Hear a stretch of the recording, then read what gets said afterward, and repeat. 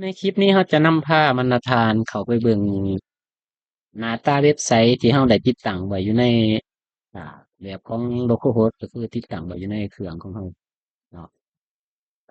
ก่อนอื่นให้เราเข้าไปเบิ่งอยู่ในโฟลเดอร์ที่เราได้นำพาติดตั้งมาก่อนทั้งเนาะคือ source code ดังกล่าวแล้วก็คลิกเข้าไปเข้าไปเบิ่ง user อยู่ในไฟล์ดังกล่าวนี้เราได้ตาเกียมอ่า user แล้วก็รหัสผ่านเนาะสำหรับภาคส่วนของ backend ก็คืออยู่ในลิงก์ข้างเทิงนี้เป็นลิงก์เขาไปหา backend เนาะหรือเว่าง่ายๆว่าเขาไปหารางวัลภาคส่วนของรางวัลเว็บไซต์เนาะเพราะว่าถ้าเราสามารถเข้าไปหา backend หรือว่าเขาไปหาภาคส่วนของรางวัลเว็บไซต์ได้เราจะสามารถจัดการได้ทุกอย่างเกี่ยวกับเว็บไซต์เนาะในที่นี้ก็คือเราเป็นผู้ออกแบบเป็นผู้พัฒนาฉะนั้นเราต้องได้เข้าไปหา back end ของมันเนาะแต่อยู่ในลิงก์ดังกล่าวข้างรูปนี้เป็นภาคส่วนของ front end ก็คือเขาไปหาหน้าเว็บเนาะเราสามารถอ่า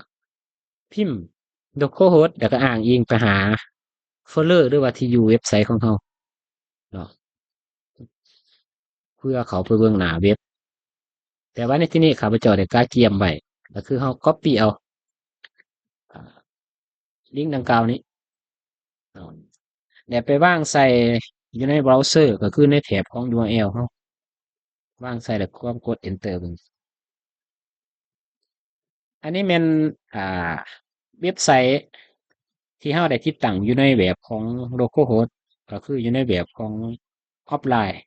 อันนี้เป็นหน้าตาโครงสร้างของเว็บไซต์คร่าวๆที่เราได้ติดตั้งในเมื่อก่อนเนาะอันนี้ภาคส่วนของฟอนต์เอ็นที่เราเสนอ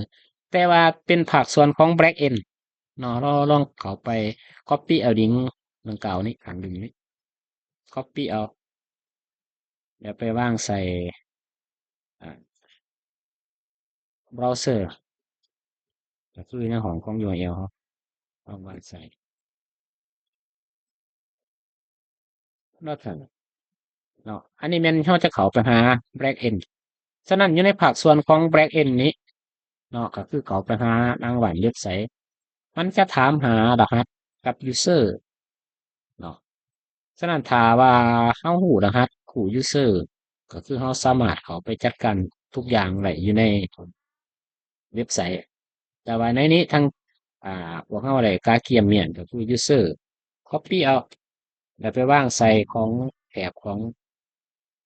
ชื่อผู้เขาระบบเนาะส่วนบารหัสผ่านเขาได้สร้างเมียนก็คือ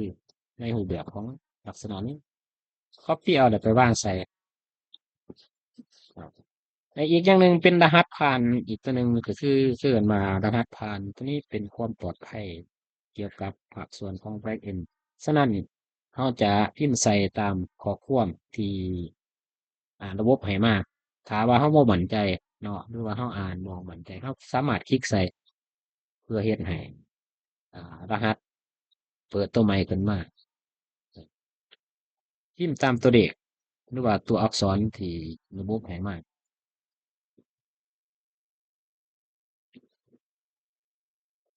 เมื่อพิมพ์สำเร็จแล้วเราเข้าไปที่เข้าระบบถ้าแป๊บหนึ่งอันนี้เป็นภาคส่วนของ back end เนาะฉะนั้นถ้าว่าเราเข้ามาอยู่ในภาคส่วนของ back end แล้วเราจะสามารถจัดการทุกอย่างเกี่ยวกับอยู่ในหน้าของเว็บไซต์นี้เนาะเราสามารถจัดการได้ทุกอย่างออกแบบดัดแก้หรือว่าเพิ่มเติมเนาะจุดใดจุดหนึ่งเลยในฐานะที่เราเป็นผู้พัฒนาเราจะเห็นได้ทั้งสองหน้าหน้าที่หนึ่งก็คือหน้า back end ก็คือภาคส่วนของดังว่างหน้าที่สองคือภาคส่วนของ front end หรือว่าอย่างหนึ่งว่าเป็นหน้าเว็บไซต์เนาะ